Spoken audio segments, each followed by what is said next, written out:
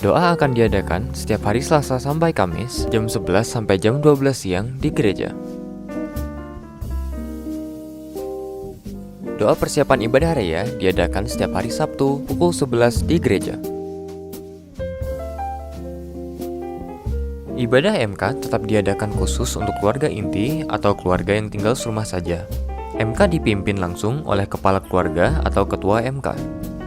Selama sebulan, MK tidak akan didampingi dari gereja untuk mencegah hal-hal yang tidak diinginkan yang berkaitan dengan COVID. Karena itu, diharapkan seluruh keluarga tetap mengadakan MK. Materi renungan dapat diambil dari grup WhatsApp gereja. Foto MK dapat dikirimkan kepada Ibu Rum atau Ibu Gembala supaya bisa di-share di grup WhatsApp gereja.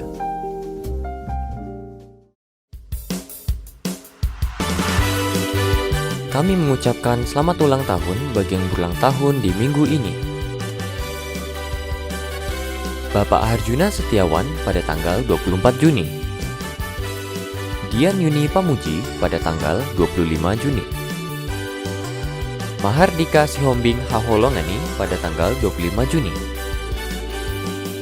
Adriel Efran Renatus pada tanggal 27 Juni. Dengan panjang umur akan kukenyangkan dia dan akan kuperlihatkan kepadanya keselamatan daripadaku.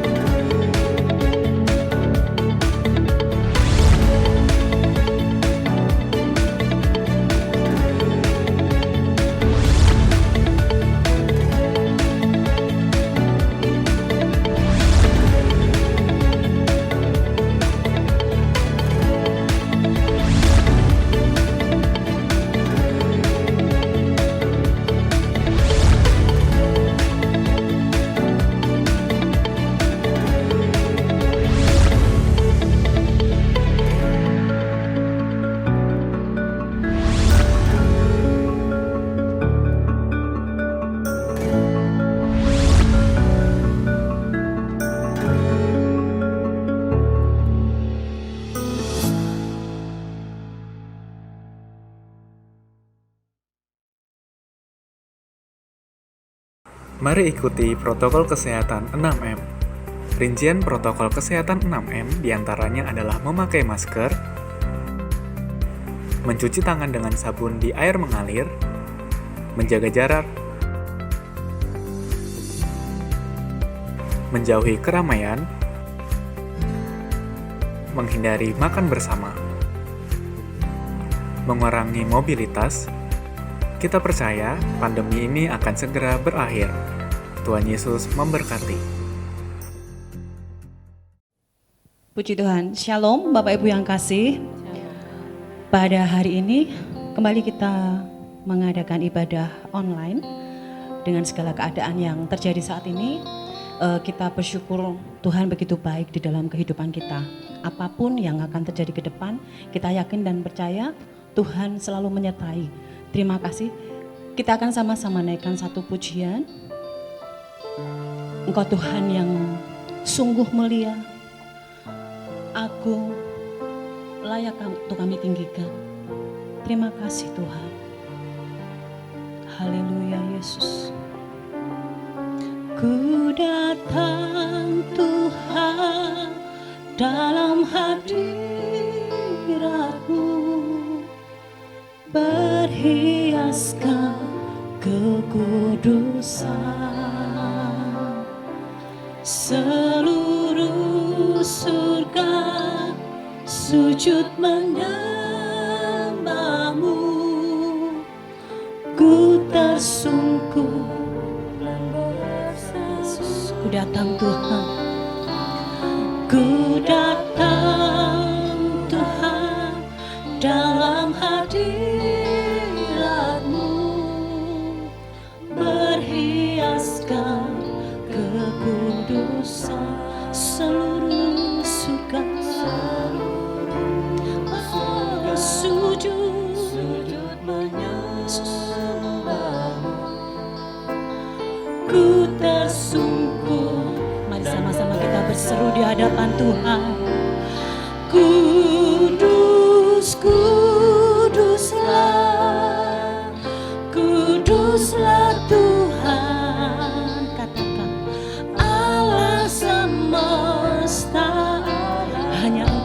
kudus Tuhan. Kudus, kuduslah, kuduslah Tuhan. Surga bumi menyembah. Kudus, kuduslah, kuduslah Tuhan. Allah semesta Allah. Kudus, kudus, kuduslah, kuduslah Tuhan. Surga bumi menyembah. Kudus, kudus, kudus, kuduslah, kudus Engkau Tuhan. Allah semesta Allah. Kudus, kuduslah, kuduslah Tuhan. Surga bumi menyembah. Kudus, kuduslah, kuduslah Tuhan. Allah semesta Allah. Kudus, kuduslah, kuduslah Tuhan. Surga bumi. Biar musik saja nyanyikan pujian ini. Yesus. Mari Bapak Ibu yang di rumah naikkan pujian ini dengan segenap hati. Keadaan sekarang ini tidak membuat kita lebih baik. Tanpa kita mengandalkan Tuhan di dalam kehidupan kita. Terima kasih Tuhan. Hanya Engkau Tuhan. Hanya Engkau yang kami tinggikan Bapa. Yesus. Yesus, Yesus. Haleluya Tuhan. Terima kasih Bapa. Nikmati kasih Tuhan.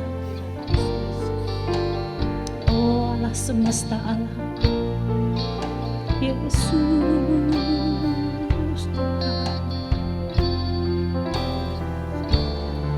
Kudus Engkau kudus.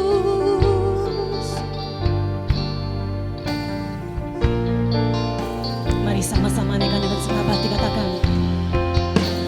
Kudus, kuduslah, kuduslah Tuhan.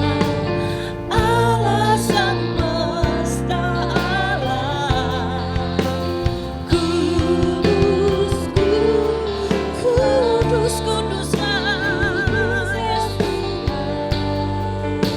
surga bumi. Sekali lagi Tuhan. Haleluya. Kudus, kuduslah, kuduslah Tuhan. Allah semesta Allah. Kudus, kuduslah, kuduslah Tuhan. Mari katakan surga bumi menyembah. Surga bumi menyembah. Surga bumi, surga bumi menyembah. Sama-sama katakan, kami semua menyembah-Mu Tuhan. Kami semua menyembah. Mari Bapak Ibu yang di rumah, kita akan naikkan penyembahan kita buat Tuhan. Terima kasih. Terima kasih. Haleluya. Yesus, Engkau kudus, Engkau mulia,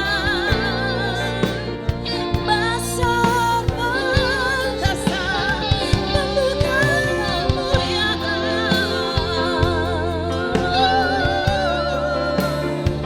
Tiada Allah yang seperti Engkau Tuhan. Kasih-Mu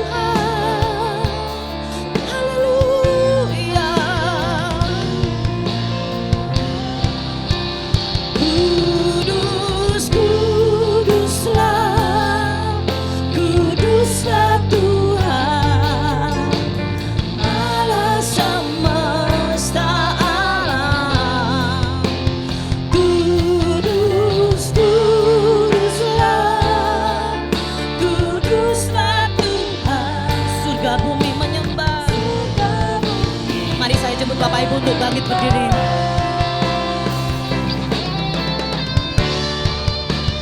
Kudus,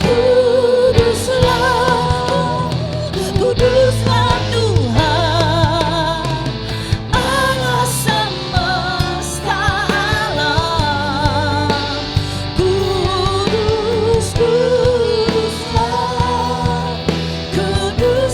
Tuhan, surga bumi menyembah.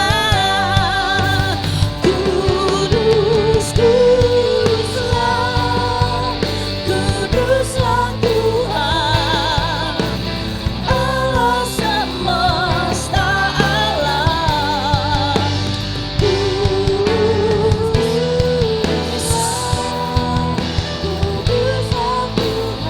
Surga bumi menyembahmu Tuhan. Surga bumi menyembah. Surga bumi menyembah. Sekali lagi katakan, kami semua menyembahmu.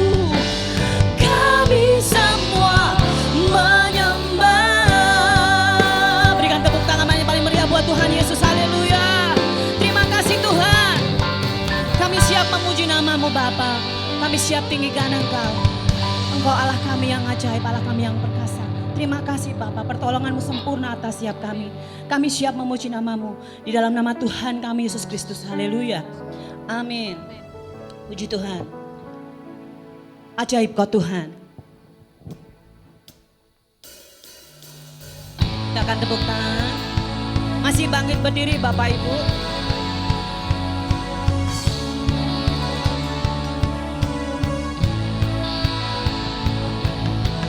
Haleluya. Terima kasih Tuhan.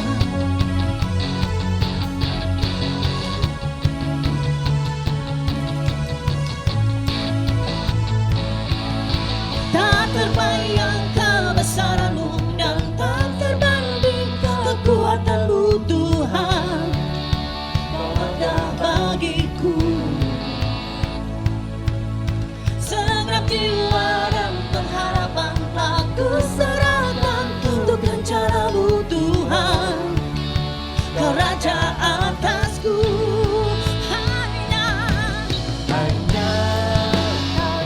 oh layak ditinggikan.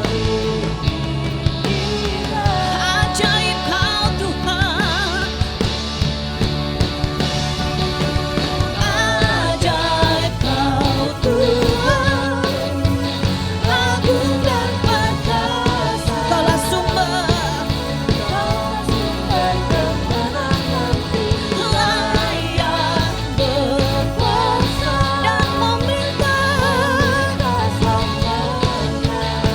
Yesus, Kau Rajamu. Haleluya.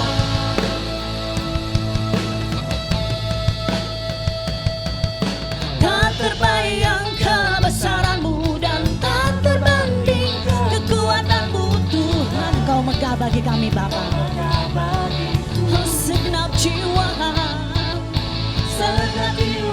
dan pengharapan telah kuserahkan untuk rencana-Mu Tuhan. Kau Raja atas kami. Hanya Kau yang layak ditinggikan.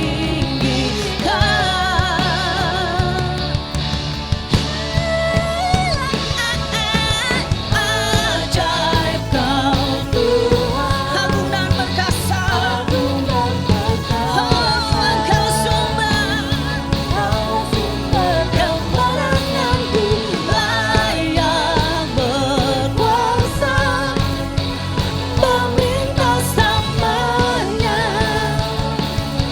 Yesus, Kaulah Raja mulia. Haleluya. Yesus, terima kasih Tuhan. Engkau Raja mulia, Allah yang penuh berkuasa. Terima kasih Bapa. Terima kasih. Haleluya. Terima kasih Bapa.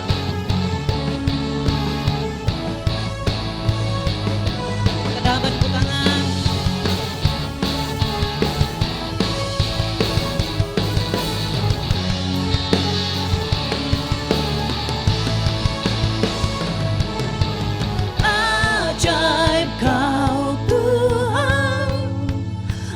agung dan perkasa, Kau sumber kemenanganku, layak berkuasa dan memerintah selamanya. Yesus, Kaulah Raja mulia. Ajaib Kau Tuhan, agung dan perkasa, Kaulah sumber kemenanganku, layak berkuasa, memerintah selamanya. Yesus, Kaulah Raja mulia.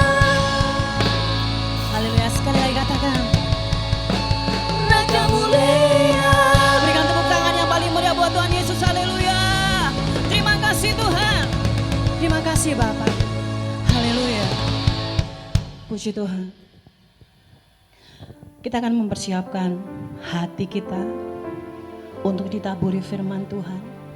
Biar Tuhan Yesus sendiri yang membajaknya. Tuhan Yesus yang bekerja di dalam hati kita. Dia sangat baik, sungguh amat baik. Haleluya Yesus.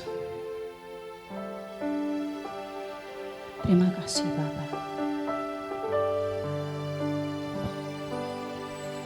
Yesus, Engkau baik, sungguh baik, sangat baik. Yesus, Engkau baik, sungguh baik, sangat baik. Kasih-Mu tak berkesudahan, kasih-Mu tetap selamanya. Aku telah mengenal Kau Tuhan, aku telah mengenal kasih karunia-Mu, aku telah mengenal kasih karunia-Mu.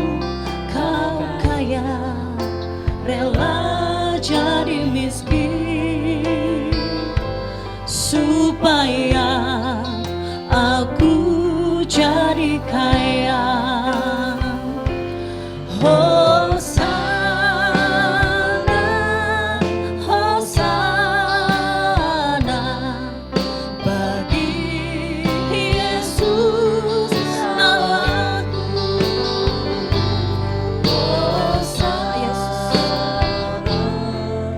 Hosana bagi Yesus Tuhan.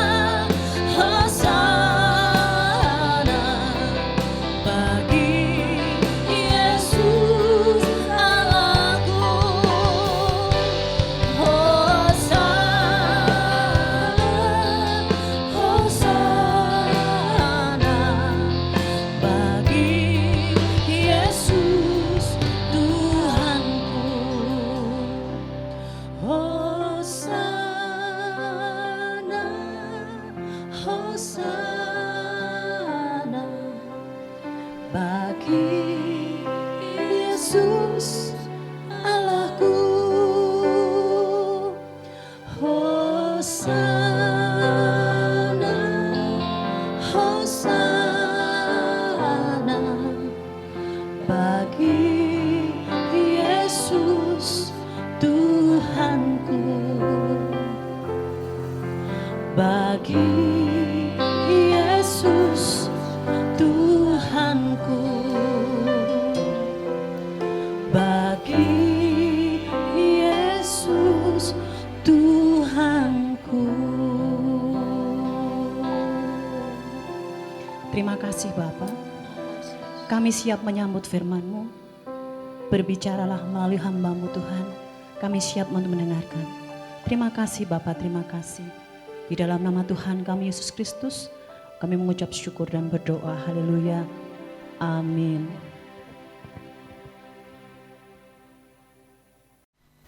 Shalom Bapak Ibu Saudara. Minggu ini kita harus beribadah online kembali karena mengingat kasus COVID yang ada di kota kita mengalami lonjakan yang cukup tinggi.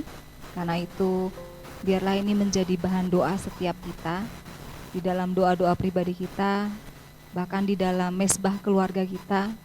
Kita berdoa supaya setiap kita bisa melalui pandemi ini dengan baik. Dan kita berdoa juga buat pasien-pasien yang saat ini sedang menderita COVID, juga keluarga-keluarganya yang mungkin saat ini sedang mengalami isolasi atau karantina mandiri, biar mereka bisa melalui semuanya dengan baik dan mereka bisa sehat kembali. Minggu ini kita masih berbicara tentang tema keluarga. Hari ini saya akan membahas tentang membangun pernikahan yang kokoh. Dahulu ketika saya kecil, saya paling suka membaca dongeng tentang putri dan pangeran, ya, tentang pertemuan putri dan pangeran. Dan setelah mereka mengalami beberapa permasalahan, akhirnya mereka bersatu dan kemudian mereka menikah dan mereka hidup berbahagia selama-lamanya. Dalam bayangan saya waktu itu ketika saya masih kecil, oh ternyata pernikahan itu adalah sesuatu kehidupan yang akan berbahagia selama-lamanya.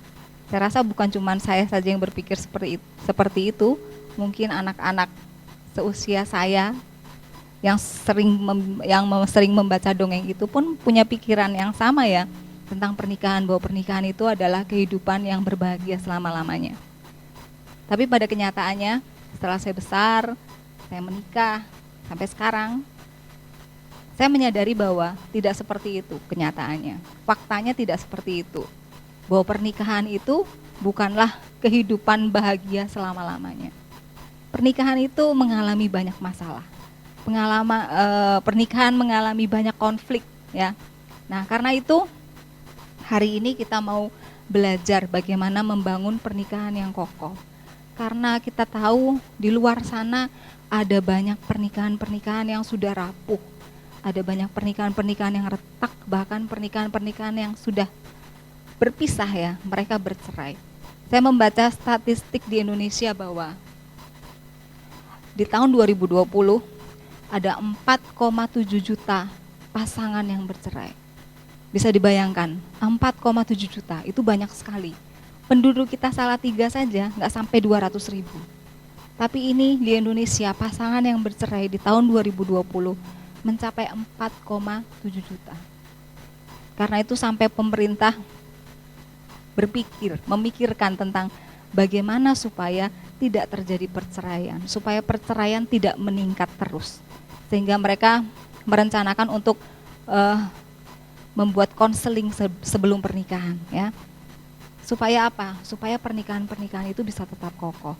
Nah, hari ini kita akan belajar dari firman Tuhan bagaimana membangun pernikahan yang kokoh. Kita akan baca di Amsal 24 ayat 3 sampai 4.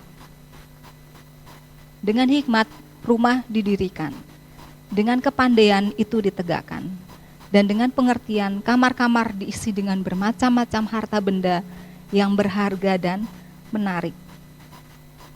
sebuah rumah yang indah dan kokoh pasti memiliki perencanaan yang baik, serta harus memiliki fondasi yang kuat. Tetapi membangun rumah tangga tidak semudah membangun rumah. Ketika kita memiliki uang, kita bisa merencanakan membangun rumah dengan baik. Tetapi dengan uang yang banyak, belum tentu rumah tangga kita bisa menjadi kokoh. Nah, karena itu hari ini kita harus belajar dari firman Tuhan, bagaimana supaya pernikahan kita berdasarkan fondasi yang kokoh sehingga kita tidak mudah tergoncangkan. Di sini dikatakan bahwa di dalam Amsal ada tiga hal yang dibutuhkan untuk membangun pernikahan yang kokoh. Yang pertama yaitu hikmat. Ya, dengan hikmat rumah didirikan. Terus yang kedua, kepandaian. Dengan kepandaian itu ditegakkan. Selanjutnya, yang ketiga, pengertian. Dengan pengertian kamar-kamar diisi dengan bermacam-macam harta benda yang berharga dan menarik. Nah, kita akan membahas yang pertama dahulu. Kita akan membahas yang hikmat. Di dalam Amsal dikatakan permulaan hikmat adalah takut akan Tuhan. Jadi hikmat itu adalah takut akan Tuhan. Untuk membangun suatu pernikahan yang kokoh, diperlukan sebuah fondasi yang kokoh. Seperti yang Tuhan Yesus sudah berikan dalam perumpamaan tentang membangun rumah di atas batu. Orang-orang yang membangun rumahnya di atas batu adalah mereka yang mendengar dan melakukan firman Tuhan dalam hidupnya. Itu kita bisa baca di dalam Matius 7 ayat 24 sampai 25. Jadi pernikahan yang kokoh harus diawali dengan takut akan Tuhan. Seorang suami yang takut akan Tuhan, dia akan mengasihi istrinya seperti dia mengasihi tubuhnya sendiri.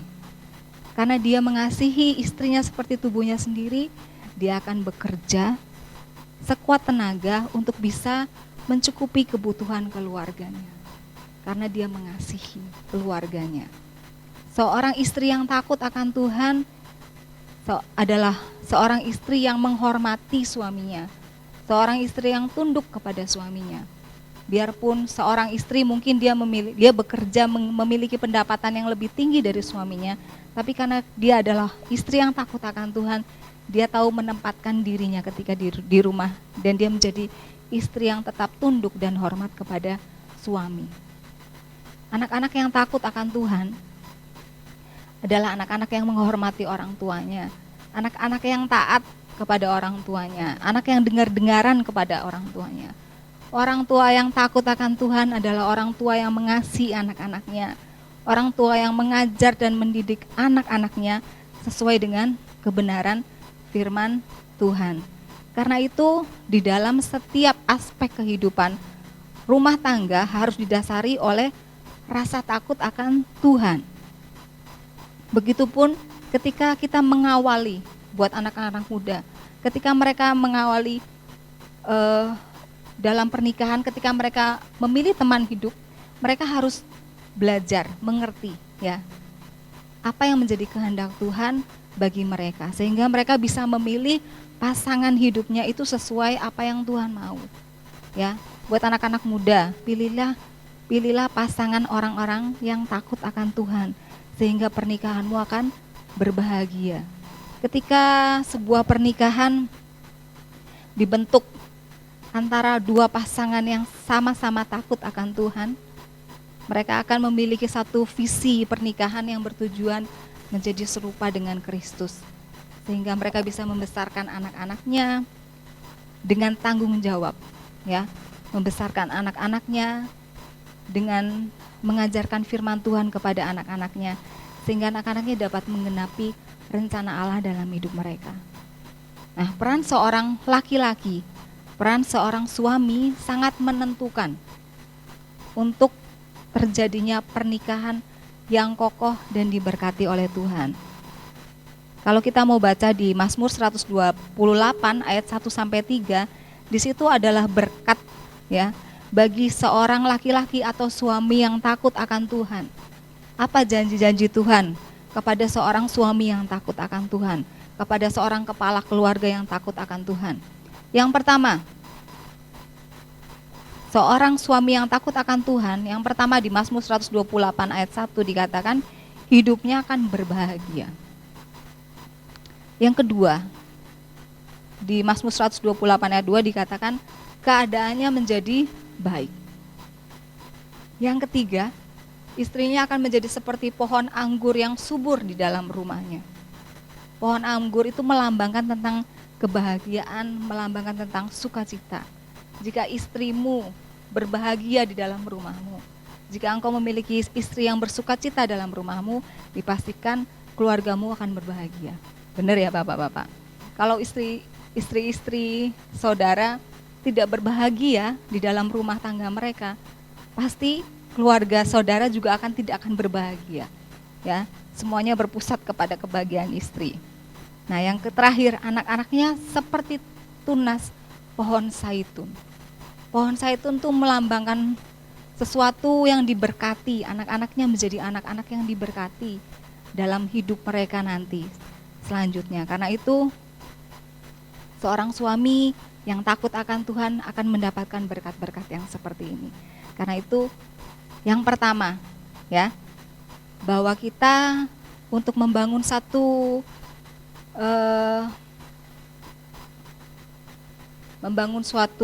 pernikahan yang kokoh, yang pertama harus didasarkan oleh hikmat. Nah, yang kedua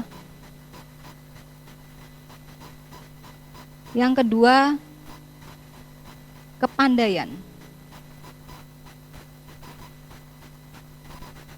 Nah, kepandaian di sini tentunya setiap orang kalau mau pandai harus belajar. Harus punya sikap mau belajar.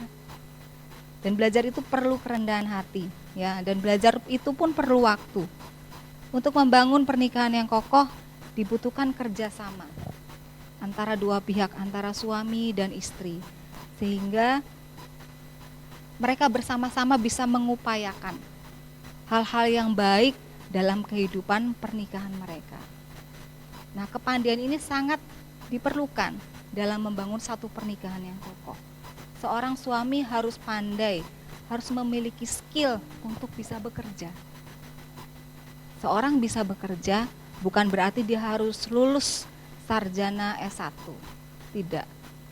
Kalaupun engkau hanya lulusan SD, lulusan SMP, lulusan SMA, tapi kalau kau seorang suami, engkau bertanggung jawab, engkau akan bekerja dengan sekuat tenaga supaya engkau bisa mencukupi kebutuhan seluruh keluargamu. Karena itu sebagai seorang suami harus punya kepandaian untuk bisa mencukupkan keluarganya dengan apa yang dia kerjakan. Begitu juga dengan seorang istri, dia harus punya kepandaian, dia punya skill untuk mengurus rumah tangga, untuk mendidik anak-anak dengan baik, sehingga dia dan suami ya saling bekerja sama untuk bisa membangun satu pernikahan yang kokoh. Karena itu dibutuhkan skill dalam satu pernikahan, baik suami istri ya. Menjadi orang tua juga dibutuhkan kepandaian, belajar ya, belajar dari waktu ke waktu. Kadang-kadang apa yang kita ajarkan kepada anak-anak mungkin metodenya salah, dan ketika kita melihat wah ternyata yang saya ajarkan ini ternyata salah, itu menjadi pengalaman di kemudian hari, saya nggak akan lakukan hal ini lagi kepada anak saya, seperti itu. Nah, karena itu kepandaian ini diperlukan sikap yang untuk mau belajar terus menerus.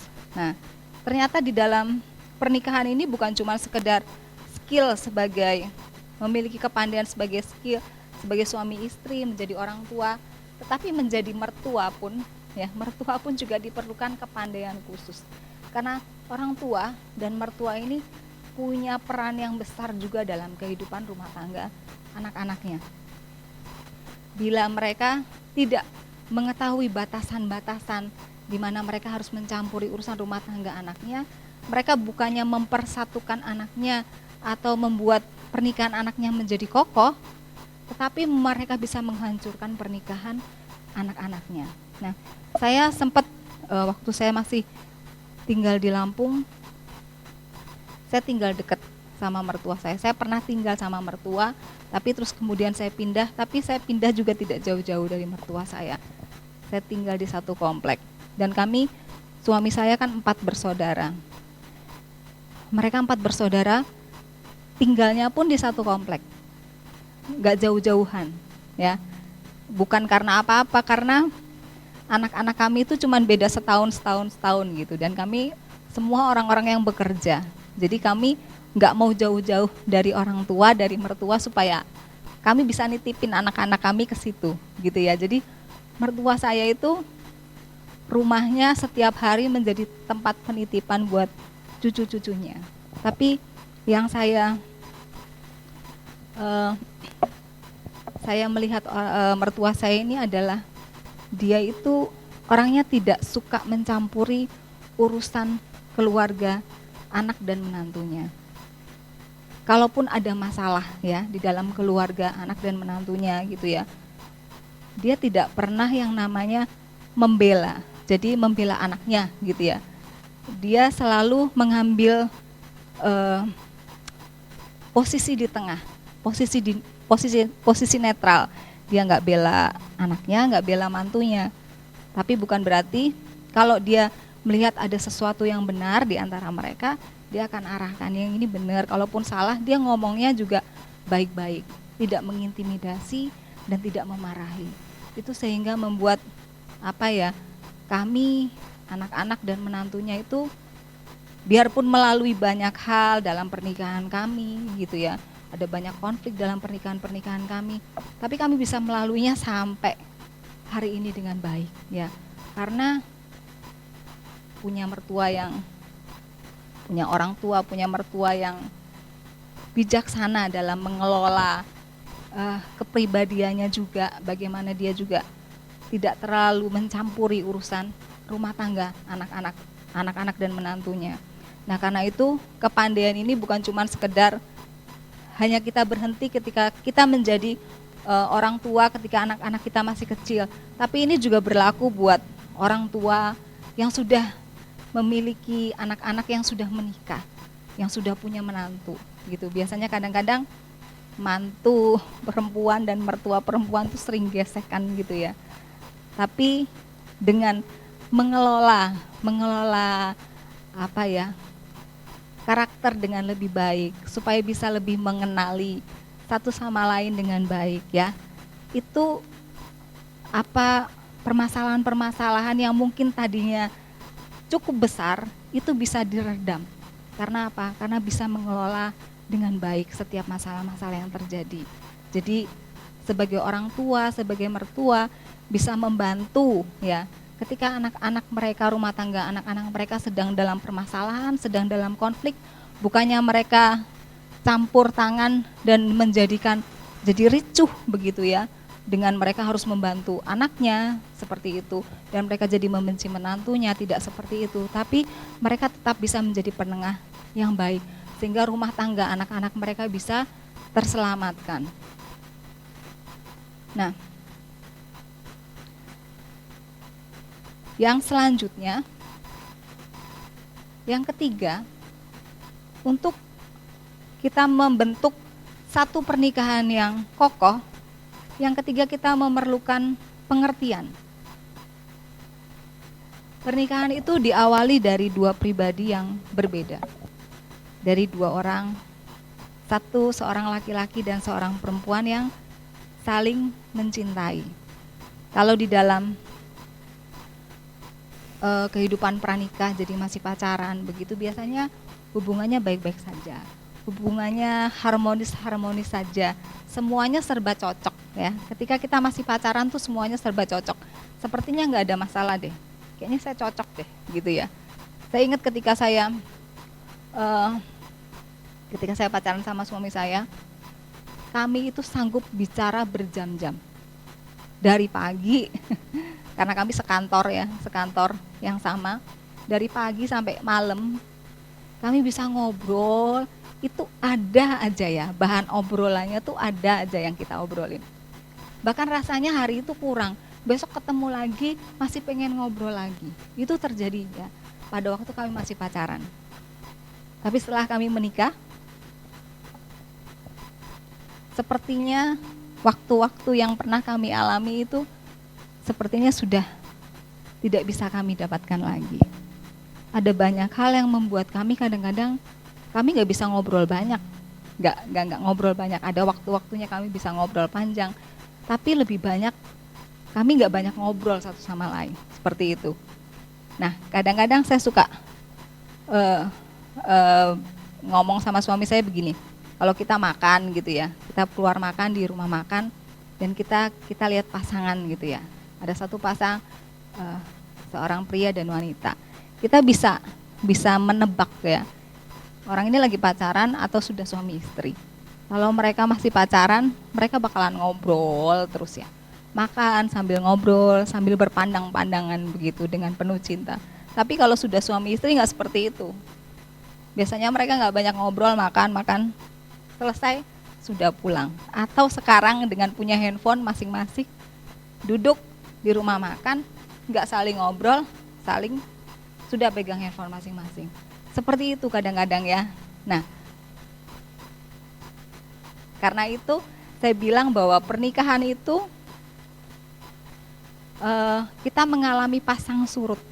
Kadang-kadang kita mengalami konflik dalam pernikahan. Nah, di dalam yang ketiga ini kita butuh yang namanya pengertian, saling mengerti ya. Saling mengerti. Ketika kita menikah, ketika kita mengalami masalah, ketika kita mengalami konflik ya, seharusnya yang terjadi sebagai seorang suami dan istri itu tidak reaktif. Maksudnya langsung tiba-tiba mengalami konflik dan melakukan hal atau mengatakan sesuatu yang tidak memikirkan dampaknya. Mungkin kata-katanya menyakiti suaminya, atau kata-kata atau perbuatannya menyakiti istrinya. Itu adalah sikap dari suami istri yang reaktif. Sehingga orang-orang yang seperti ini akhirnya mereka akan mengalami kehancuran dalam rumah tangga. Karena mereka berselisih dan mereka tidak bisa menyelesaikan perselisihan mereka dengan baik. Karena mereka tidak bisa saling mengerti satu sama lain. Tetapi bila pasangan ini adalah pasangan yang responsif ya. Jadi sebelum mengatakan sesuatu, sebelum bertindak, itu mikir dulu. Apa yang saya katakan, apakah ini menyakiti pasangan saya atau enggak. Gitu ya. Jadi berdoa, berpikir secara matang dulu. Jadi setiap keputusan yang diambil itu tidak menyakitkan pasangan kita ya. Sehingga setiap kita menghadapi masalah yang besar itu bisa dikecilkan ya. Masalah yang kecil itu bisa ditiadakan. Jangan masalah yang kecil dibesar-besarkan. Akhirnya itu jadi keributan yang tidak pernah bisa diatasi lagi. Nah, dalam pernikahan satu konflik itu adalah hal yang biasa karena kita berbeda. Kita menikah dengan karakter yang berbeda, masing-masing punya karakter yang berbeda dan kita dipertemukan. Dipertemukan bukan untuk dijadikan sama, ya. Suami istri dipertemukan menikah bukan untuk dijadikan sama, tetapi suami istri menikah untuk saling melengkapi. Apa yang menjadi kekurangannya, kita yang melengkapi. Begitu juga dengan suami. Nah, karena itu diperlukan pengertian masing-masing dari setiap pasangan. Sehingga ketika kita menyelesaikan konflik, kita bisa bijaksana dalam menyelesaikan konflik-konflik tersebut ya. Pengertian di sini juga berarti kebijaksanaan dan kecerdasan, akal budi, akal sehat dan kecerdikan yang dipimpin oleh Roh Kudus. Sebagaimana dulu Adam dan Hawa diciptakan Mereka memiliki bahan baku yang berbeda, tetapi mereka diciptakan sehakikat menurut rupa dan gambar Allah. Memiliki fungsi yang berbeda, tetapi untuk saling melengkapi dan saling memberkati. Ya. Apa yang menjadi perbedaan setiap bapak, ibu, saudara, pasangan-pasangan itu, janganlah itu dibuat satu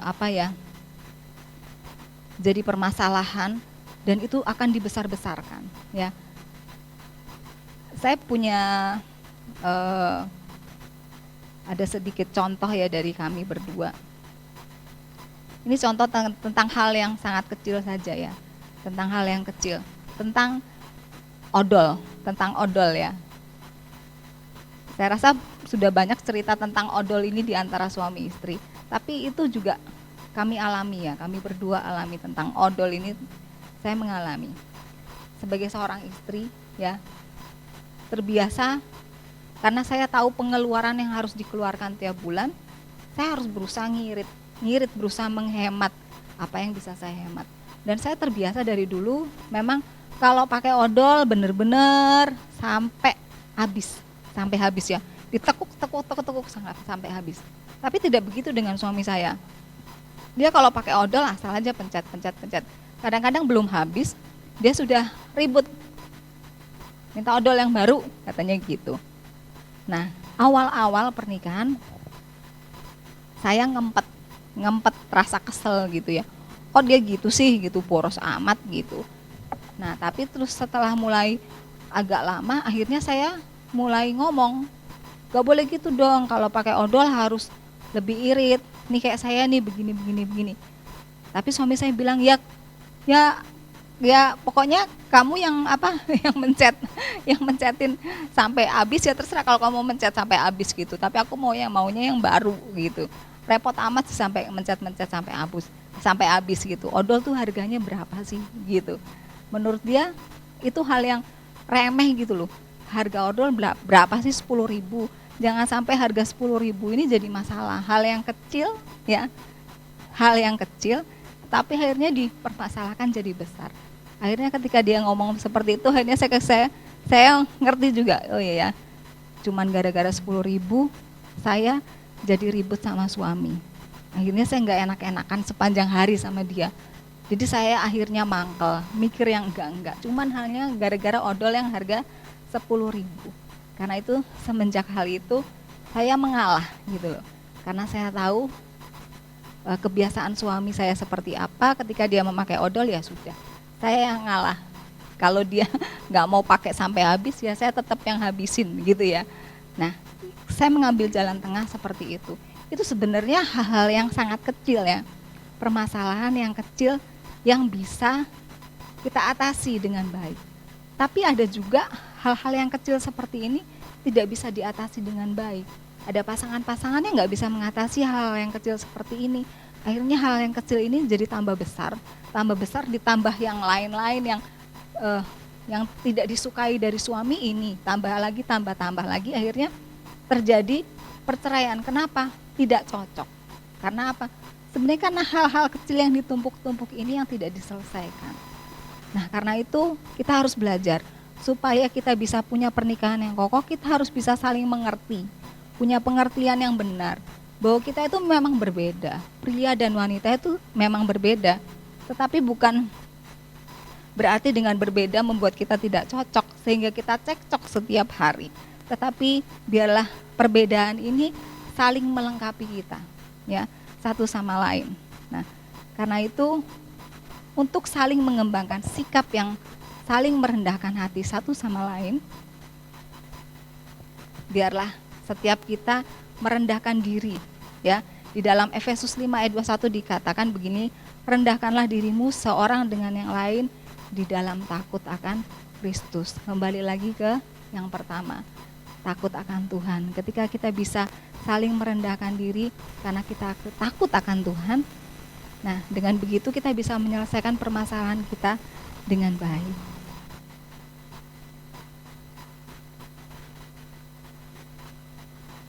Selanjutnya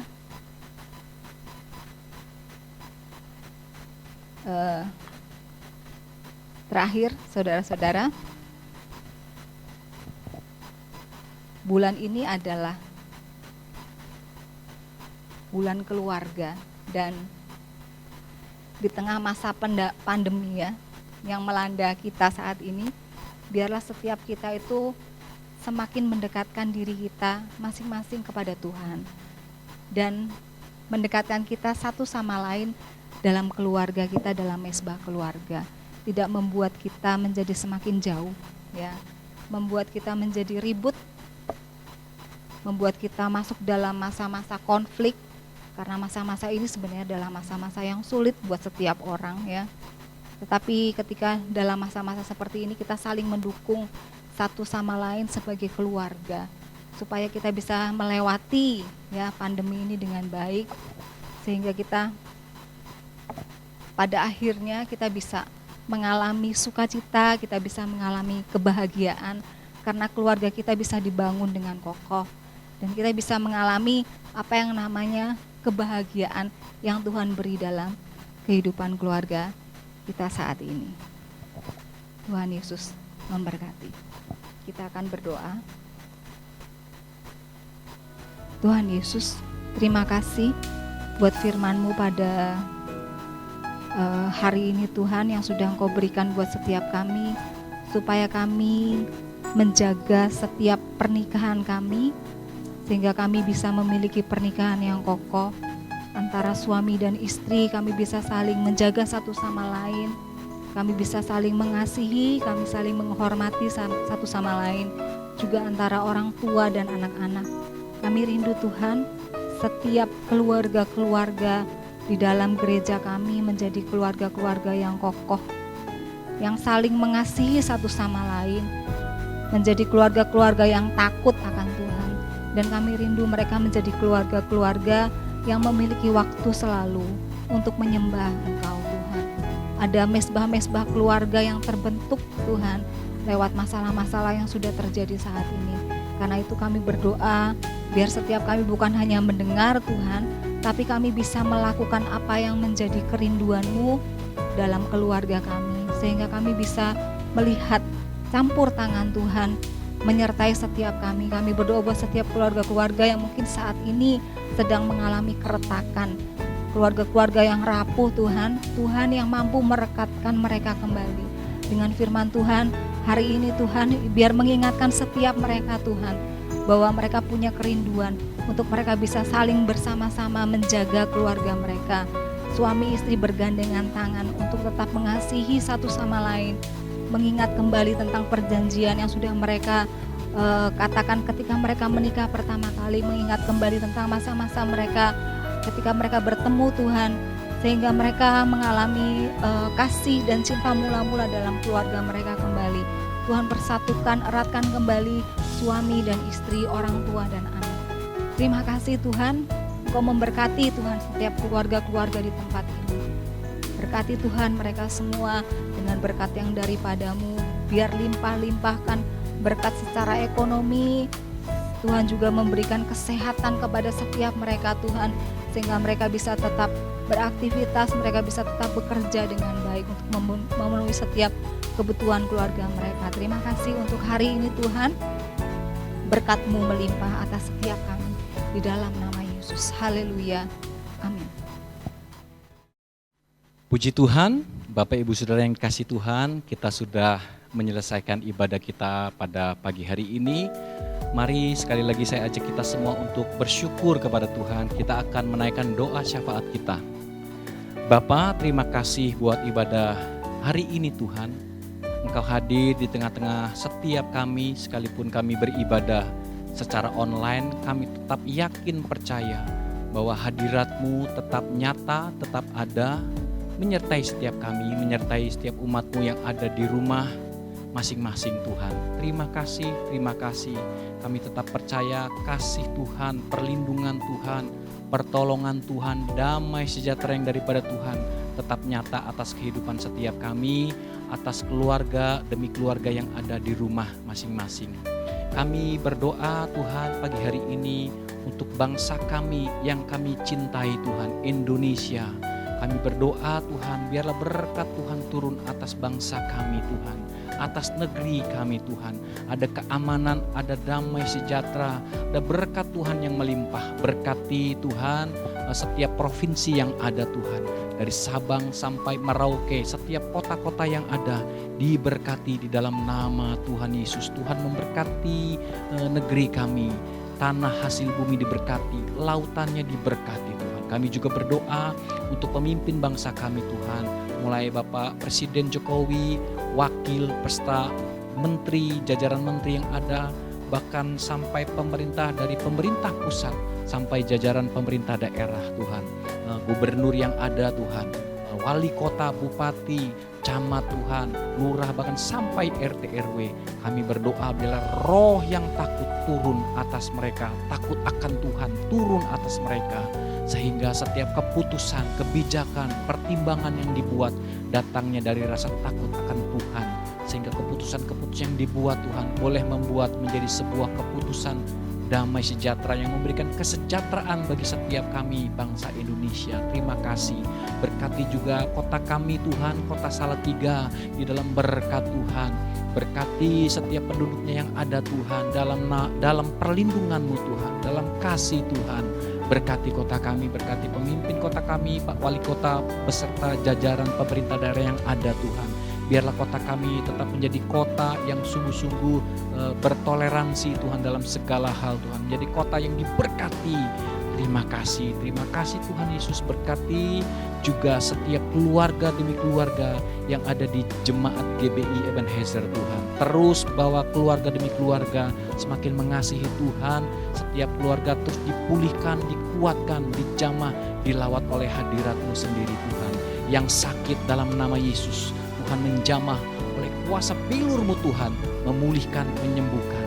Yang letih dan lesu mendapat kekuatan baru di dalam nama Yesus. Terima kasih. Yang sedih Tuhan hiburkan. Oh, yang mulai jauh Tuhan tarik kembali, bawa untuk mendekat dalam hadirat Tuhan. Terima kasih Tuhan, terima kasih. Terus bawa keluarga demi keluarga semakin hari semakin mengasihi Engkau. Terima kasih Tuhan Yesus. Kalau sebentar kami akan undur diri, kami akan pulang ke rumah.